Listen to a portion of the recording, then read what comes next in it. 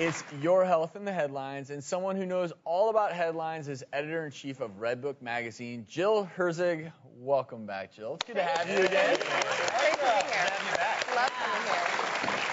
So, you know, one of the most important things to being healthy is having a healthy house. Would you not agree? Absolutely. And what's shocking to me is people don't realize this, but according to the EPA, the levels of a dozen dangerous chemicals could be 2 to 5 times more prevalent, more concentrated in your house than outside. We usually think of our home as a safe place.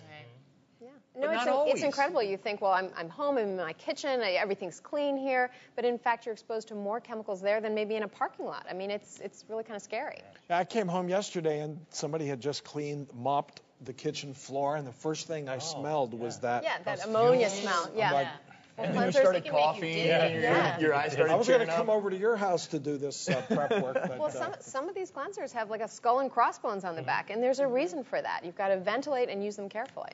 So, first thing you could do, you walk in the house, kick your shoes off. Absolutely, before you traipse everything through the house. you do that at home. Well, you say, let me tell you, I just reverted to doing that again. I only did it when my kids were really tiny and they were crawling around, and I thought, oh, all the gross stuff people bring in on the bottom of their shoes, I don't want them picking that up.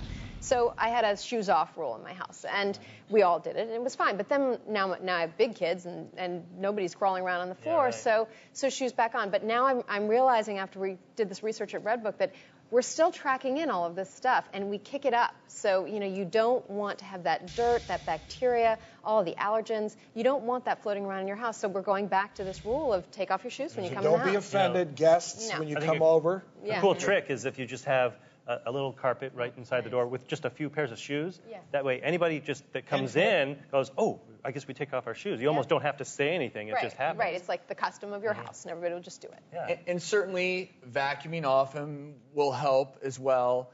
Other things, though, that people don't think about, you know, all the fragrances we use.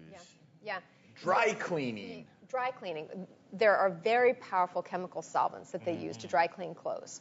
You're not going to stop dry cleaning, maybe, but what you do want to do is such a simple thing. Just wait a few days before you go and pick up your clothes at the dry cleaner, because those solvents will dissipate over time, and that way when you bring them home, you know, when you take the plastic off, it's not going to be this burst of chemicals that you immediately inhale, because that stuff it's dangerous and it's linked to neurological problems. I usually pick mine up pretty late anyway. Yeah, just be lazy. It's fine. You're doing a healthy thing.